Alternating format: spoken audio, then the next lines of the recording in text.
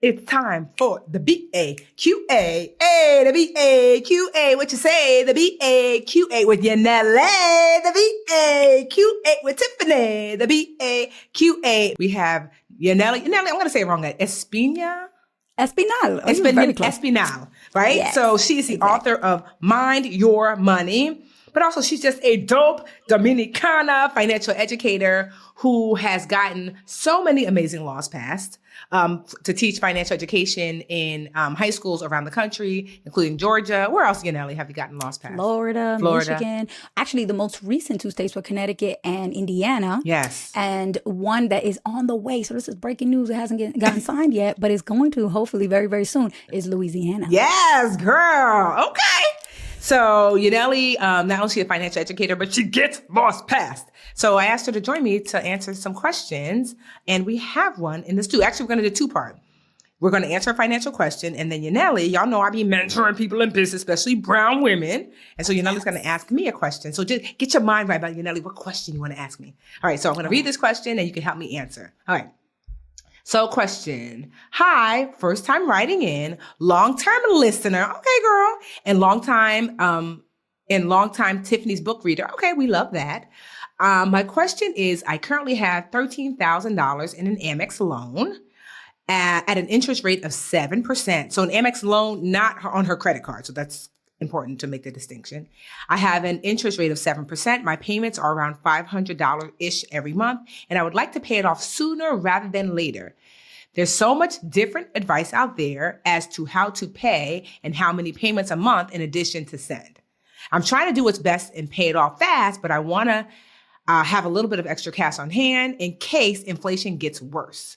What would be the best way to pay off the debt where my money is going to the principal and not the interest? Thanks so much. Sincerely, Mrs. Berry. Okay. Hey, Mrs. Berry. Hey, Miss Berry. Right. So what say you, Yanely? So just to recap, Mrs. Berry has a loan. It's not a credit card. Well, she probably has a credit card, but that's not what she's talking about. She has a loan, 7% interest. It's $13,000. It sounds like, she can afford to pay the $500 a month, but would like to expedite the process and pay it off sooner rather than later without using all of her money, excess money every month, so she can have some money on hand in case the interest is not looking cute out here or the inflation is not looking cute. So what would you suggest that Mrs. Berry do? Okay, so first of all, I need her to make a decision because she's over here saying, I would like to pay it off sooner rather than later, but I also need to have a little extra cash on hand. Mm-hmm. Those are at odds, Ms. Berry. So you got to choose. Are you going to focus on stacking up that extra cash in case of inflation because that's your priority? Or are you going to focus on making sure you pay it off sooner rather than later? Mm-hmm. Because when you're focusing your money on debt, you really have to be intentional. And so if you want to pay it off really soon, you're going to have to keep up with the $500 payment or more every month to pay it off ASAP. But if you would be okay with lowering that, you're not going to pay it off sooner rather than later. You're going to pay it off later because you're choosing to prioritize stacking extra savings due to really high inflation right now. And that's real. Inflation is really high. Mm-hmm. But I will note right now, because inflation is so high, savings accounts are actually giving really high interest rates. Yes. I've seen as high as 5% on some savings accounts, online savings accounts, 5%. Mm-hmm. So the fact that your interest is 7%, but your savings account is giving you 5%, that's pretty cool because most of the time your savings accounts will give you 0.0001% interest. You're lucky to get 1%. So the fact that you're getting 5% in an online savings account, it kind of makes it a little bit better if you did choose. It makes you feel a little better if you do choose to pay a little bit later rather than to try to pay it sooner and to be aggressive. So I personally would be okay with not being so aggressive since savings rates are so high right now. I might choose to prioritize saving, but that's your choice, not mine, Ms. Berry. You just got to choose what is your real priority here. And I agree. So Ms. Berry, if this was me, I forgot to say this, child. Disclosure, we just two smart brown girls. We are not your financial advisor. We're not your doctor. Right. We're not your lawyer. I'm not your mama. We your internet cousins. So you take what we say with the smallest grain of salt and sue your grandma, not me. Okay. Hey, prima, we just cousins, girl. We're not trying to get sued. Exactly. So to Yanely's point, that I would ask myself, like, if in this crazy state, where like they're always crying wolf of recession every single week, right? I would ask myself, how much money do I have in emergency savings? If I didn't have, at least 3 months, maybe 6 months, depending on what kind of industry you're in, then I might say, girl, before I start throwing everything toward this debt, let me make sure I have a good stock of emergency savings. And so your emergency savings doesn't have to be what your normal life cost you a month times 6 months, 3 to 6 months. It should be what I call your noodle budget life, meaning if you have to cut out, your bare bones life. So if your regular life costs you $500 and maybe your noodle budget life, no hair done, nails done, everything did is $5,000, and your noodle budget life is $4,000, then you would multiply 4,000 times 3 or 4,000 times 6, depending on how much you want to have saved. So if Miss Barry, you're like, actually, I'm pretty good at emergency savings, I'm feeling good about that. Then, to Yanely's point, then you might want to say, well, you know what? I mean, certainly I could save more, but I'm actually decent at savings. And then I can be more aggressive at paying down this debt, And so you can ramp up there. So just consider that, put your safety belt or seat belt on first and make sure you have a decent savings account. Because if you are worried about inflation and we are worried about recession and things, one of the safety nets to protect us during that time is our savings account. And to Yanely's point, savings accounts, online only savings accounts are giving as high as 5%. So now is actually a really good time to save. That's right. So that's what I would just be thinking about this. Like she said, we're not making the choice for you, but these are some questions you can ask yourself as you're making that choice. Do I have enough savings where I feel comfortable? Is it placed in an online only savings account where I'm making the most? If that's yes, then maybe I will be more aggressive in paying down this debt. If that's no, well, then maybe I'll get more aggressive in saving until I do have that and then get back to being aggressive with debt. Boom. And I will say too, the very end, she's like, what about the making sure that the extra payments go towards the principal, not the interest? Now, Tiff, I know you've had experience with this, but in my experience, every loan is different. The terms and conditions can vary so much that one loan that might seem very similar to this other loan actually have very different rules when it comes to paying extra. So you actually have to find out with your specific Amex loan, this $13,000 loan at 7% specifically, what are the terms around paying extra? Yes. Does it automatically go to the principal? Does it automatically go to the interest? Because they be trying to just always add it to the interest. Sneaky. Okay. They're so sneaky. So you might need to call and say, hey, I made an extra payment this month. I need you to help me make sure that all those extra dollars on top of the minimum balance due go towards principal. I don't want it to pay off the interest.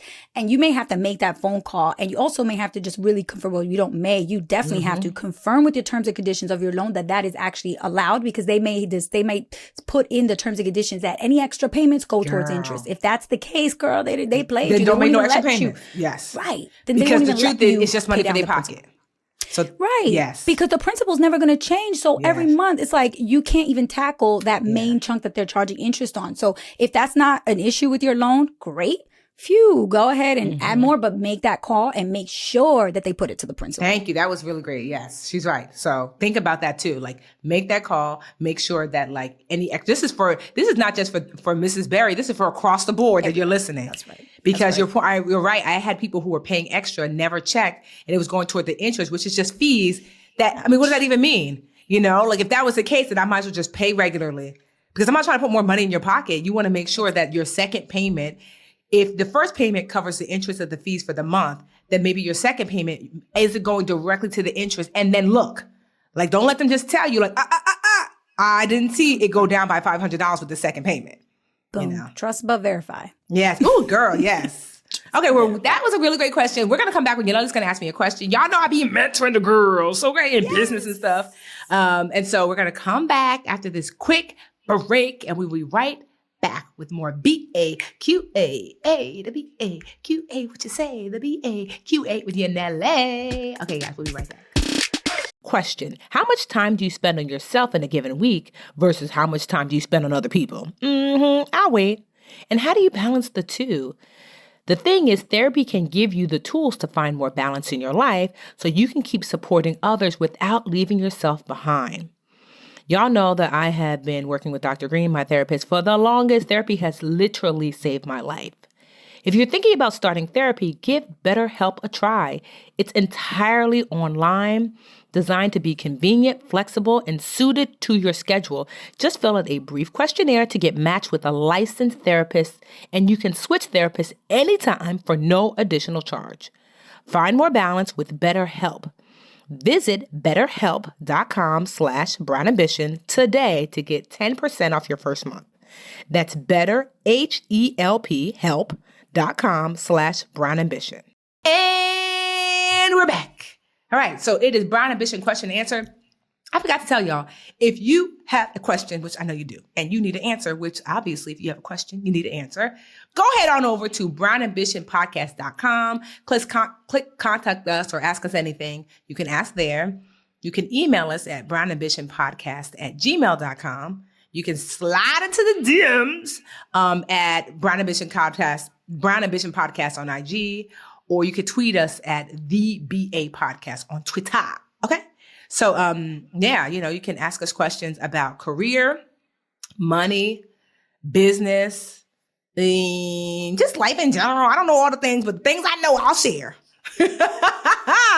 So we have Yanely in the stew. She is the new author of Mind Your Money. Well, actually, let's talk about that real quick first, and then we can get into your question. So Yanely, tell the girls a little bit about your new book, Mind Your Money. Yes. Okay. So Mind Your Money is my first book. It is a book about personal finance, but mixed in with and told through personal stories. Mm-hmm. So a lot of, my childhood experiences, a lot of the experiences that I had as a teenager and going off to college, and really told through like the lens of my experience as a first generation daughter of immigrants. My parents don't speak English, didn't go past the second grade and third grade in school. So no education, no money, no English, no network, and somehow managed to raise a whole bunch of kids. I'm one of 9 siblings. So they raised a whole bunch of kids in New York City with very little money. And so for me to now be working in financial education, I think it's really important to tell those stories so that others who have similar experience can see that you can still have your financial success, your career, all of these accolades and successes. You can be as achieved as you want. Just because you started there doesn't mean that you have to end there. I love that. And so where can the girls find Mind Your Money if they want to purchase it? You can buy it at mindyourmoneybook.com. Yes, I have it right here. Don't play yourself. Yes, see, first of all, look at her on the cover. Yes. This cover is popping. I don't even know if the kids say popping, whatever. But Did they say popping? Okay, well, see. See, she's a millennial. She be know. Are you a millennial or Z? I'm a millennial. Okay, girl. I'm like, girl, I'm an ex. I'm like, what they say now? Some of these terms are going to be tried and true because, listen, we know they think they come up with new words. I'm like, girl, we've been saying that. Girl, right? Late. Okay, so y'all know that I mentor. I have about, I'm going to say like 10 to 15 like official mentees that I talk to fairly regularly on a monthly, if not daily basis, some of them because they be asking. But I also started an online mentorship, digital mentorship community where I do a live lesson every month. There's live networking digitally every month. I actually meet mentees in person. Like I'm going to be in Maryland in a couple of weeks, depending when you listen to this. And then we do like a mentee dinner where I take the mentees out for dinner. Every Thursday, I share a tool or resource. Like Yanely, if you listen to the episode before this, one of the resources I shared with her when her book came out was like, okay, here's literally my marketing plan, my 7-month marketing plan for when I rolled out my book. And so as mentees, that's what you get. So if you're interested in being a mentee, you can join us. It's $20 a month at mymentortiffany.com. And you can get a little insight of what I do around here when I answer Yanely's question. I don't know what her question is, but we finna answer as best as possible. Girl, I got questions. All right. No, so, you've just been doing business for so long. And I think the cool thing about the way you've built your business is that you've done it in so many different ways. Like there's so many facets to the work that you do that you obviously have a lot of passion for. So I'm in a position in my business now where I have a lot of passion for a lot of the parts of the business. And there's other things that I do that I'm like, not so passionate about that. But I look at like the analytics for the different streams of income that I have for my business. And I'm like, okay, I love doing that. And it happens to be like 38% of the income that I brought in last year, the revenue that I brought in last year for my business. So that's great because it's a big chunk and I like doing it. There may be another big chunk that brings in a lot of money, but I don't really enjoy doing it. And then there may be other things that I really love doing, but they don't bring in no dang money. So now I'm at the position where I have to make this decision about where am I really going to prioritize my efforts and my time? Is it, just focus on the money and like look at the, the data. And if that's the largest revenue stream, double, triple down on that because that's clearly making me money. And kind of, maybe you enjoy it a little bit. Maybe it's not the most thing you're most passionate about, but at this point, it's a business. So like focus on those largest revenue streams. Or, do you advise that it be a little bit more of a balance? Because I fear that if I do that, I'm just going to burn out because I'm not loving what I do type of thing. So I don't know. What would you do in that position if you're like kind of trying to at the fork in the road and like having to make that decision? I have been there many, many, many times. I just was there and I made the decision so to your point, this happens a lot, especially when you are in the business of you, right? The Budgetnista is the business of Tiffany. Miss Be Helpful, your business is the business of Yanely. Like you show up, it's books, it's speaking, it's spokesperson, so one of the things you have to do, well, one, identify that. I'm so glad you did the first step, which is great, is that one, you identified internally, I like this, I don't like that. And you've made this list, Yep. So that's step one, which is super critical. Then step two, you put some numbers to it. Where's the money actually coming from? Yes. So that's also very, very, very important because you don't want to make a decision without actually looking at what the numbers say.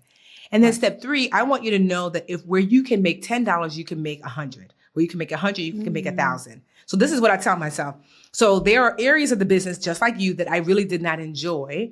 And so I knew I have to pivot away from them, but not yet, girl, because it pays the bills.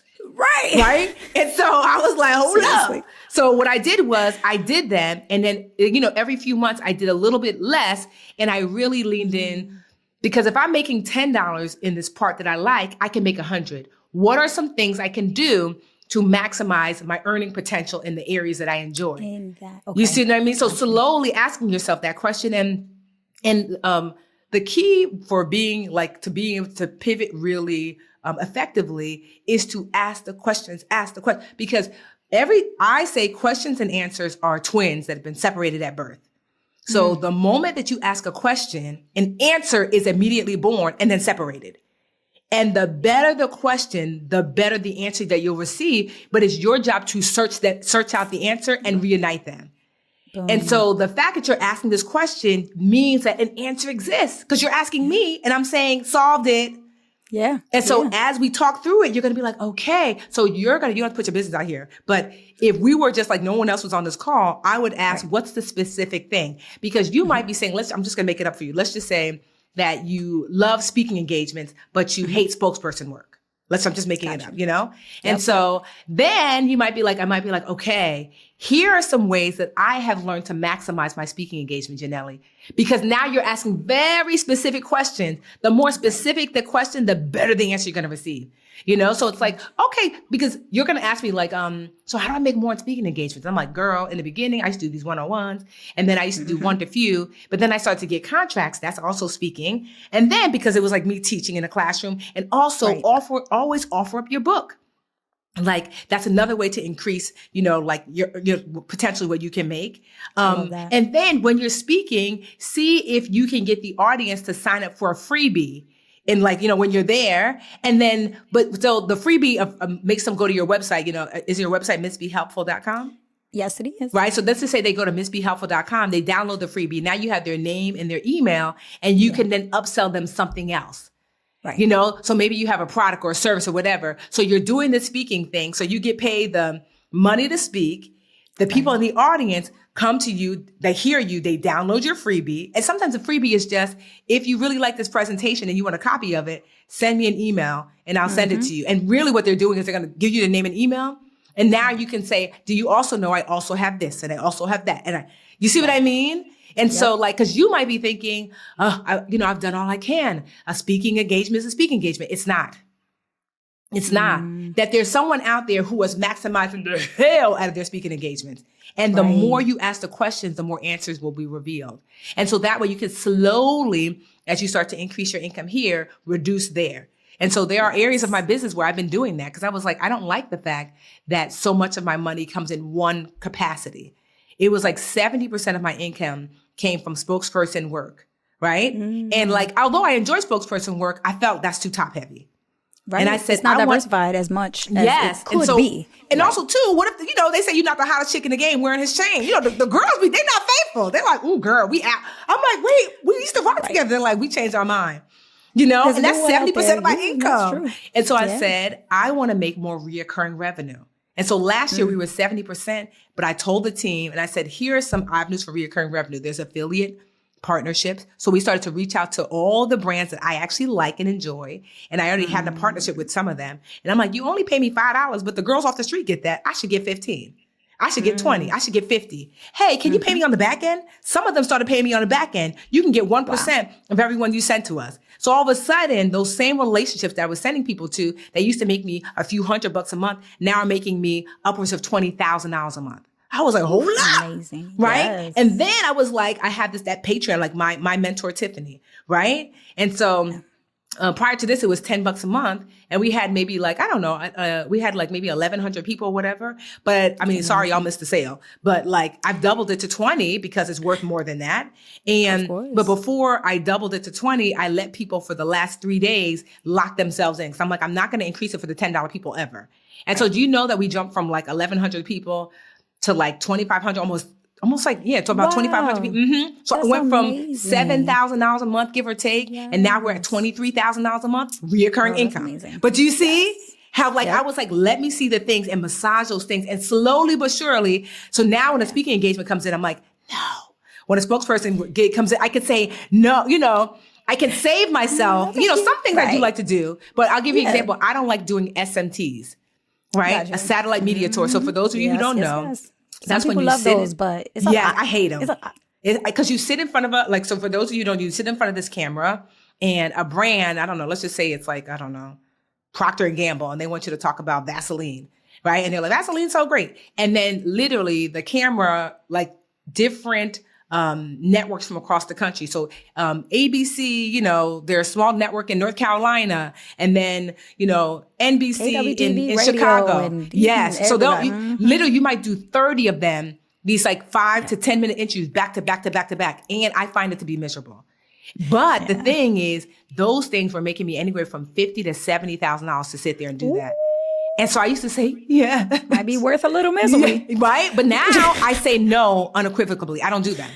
I don't do that, but only because I started to do the thing where I slowly but surely actively started asking myself the things I like to do. How do I maximize the return there? So I can this is the first year I really started to say no to SMTs. And so like, that's what I would say is that like the thing that you do, like, are you maximizing the many ways that you can milk the money out of that? And so slowly you can reduce how much, because you're right, you will burn out. Ask me how I know, because I did. You will burn out. And like the purpose of you having a business is not to do the things that you hate. Right. Yeah. And I mean, I'm not doing things I hate all the time, every time. But when I do sit down and, we're having this conversation in June. So like halfway through the year, I sat down, I looked at like the first 2 quarters of the year and I'm like, oh, I did a lot of that. And I don't really like that. Like, do I want that to be the next 6 months? But what I just heard and got from you, which I love, is that it might be the next 6 months, but it doesn't have to be the 6 months after that. Yes. You have to that's what I love, because I wasn't thinking like that. Yes. I was like, okay, well, I need to make an immediate change and I need to start shifting. Where do I prioritize? But the way you just broke it down is like, well, you might have to lay down a strategic plan so that by month 10, but it's not going to be month 7. It's not going to be next month that I can just cut that. And so that strategic thinking is what I'm going to do, because that makes a lot of sense for me. Because I don't think enough businesses, because social media makes you think like things happen instantly. You watch people renovate their house in 30 seconds. And so what you realize is that many times a pivot is 6 months, 1 year, 2 years out. And so you see a thing, you say, ooh. So now what you're going to get good at, what you're going to practice is the pre-pivot. I want you to sit like, so now you already know, I don't really like this. So, but I want you to like start to forecast 10 years out. I'm likely not going to be feeling this. Let's start to make the pivot now. So by the time I get there, it's already done. I can't tell you how many times, because I pre-pivoted, by the time I ended up hating the thing, I'm like, well, that's fine, because this is my last month anyway, because I thought about that 5 years ago. Yes. I'll give you an example. I love the Budgetnista. It's a personality brand, but it's it takes a lot of energy. So when I started my online school, the Literature Academy, I said, what we're not going to do is make this a personality brand. On screen all day. I saw it coming. And sure enough, because of the way I've been able to navigate it, the Budgetnista has its own CEO. It has its own team. And I meet with the CEO like once every 2 weeks or so, and sometimes more. But I don't have to be so hands-on like the way I am with Budgetnista, because I already saw, girl, we already tied over here at the Budgetnista. Right. So you want to practice the art of like knowing, I am likely to feel like this in a number of years. Let me put things in place now so I can pre-pivot before it's necessary. Yes. But you got this though. And, I I'm love always that. here as a resource, lean into your mentors. Yes. And honestly, it's so amazing to have you as a resource. Like back in the day, I remember being like, oh, but I'm not going to reach out to Tiff because she don't know me. It's funny because I heard, who did I hear? Oh, DJ Khaled. DJ Khaled did a talk and he was like, I had in my head that I wanted to do a track with Justin Bieber, but I told myself I'm not going to reach out to him until I'm big, because then he's going to know me. I don't want to reach out to him. He's going to be like, who's this DJ Khaled dude? And I was like, yes, I wanted to reach out to Tiffany, but I feel like she's going to be like, who's this Miss Big How? Who, what? And I just waited and waited and waited. And honestly, like, it happened when it was meant to happen, that I got to meet you and that we've been working together, because honestly, you've been amazing and just so giving.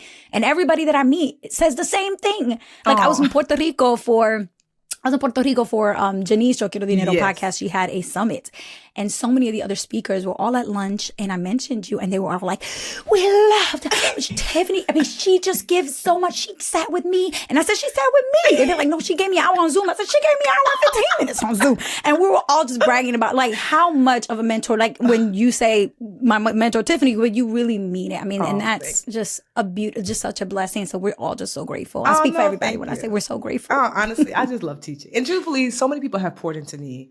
And so, to me, I just feel like you are blessed to be a blessing, And so like people always ask, what can I do? I'm like, girl, pour into somebody else because I can't talk to other girls.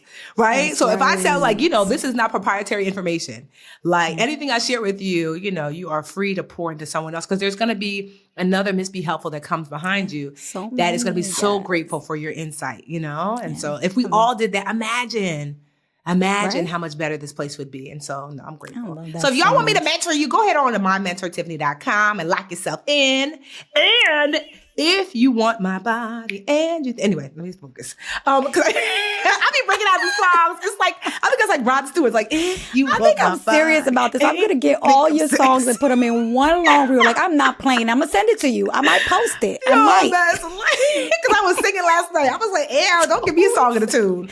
I was like, I'm one half Harriet Tubman because you're going to get free. And one half Mr. Rogers because we're going to do it with some songs. Like, oh, God. I'm the love child between the two of them. But if you want to get your Mind Your Money book by Yanely Espinal, I said it right. Go ahead on to mindyourmoneybook.com and just like lean into your Miss Be Helpful on all the socials, right? That's right. Yeah. And so like MISSBE helpful. Some people like Miss MS. I'm like, no, MISSBE helpful. I'm gonna be a little Miss forever. Miss no, you won't. Not if you don't want to. But so mindyourmoneybook.com. And we thank you so much for pouring into Mrs. Berry today and allowing me to pour into you. So thank you for coming. Thank you. Hey, BA fam. We're on YouTube. Woohoo! Thank you so much for watching. Please like this video and subscribe to the channel. And while you're at it, why don't you go over to that little bell icon and just tap that for us. Show the BA fam how much you love us. And that way you'll also get notifications when new videos drop. Also, share the channel with a friend. We're always like, tell a friend, tell a friend, tell a friend. And thank y'all so much again for all the support.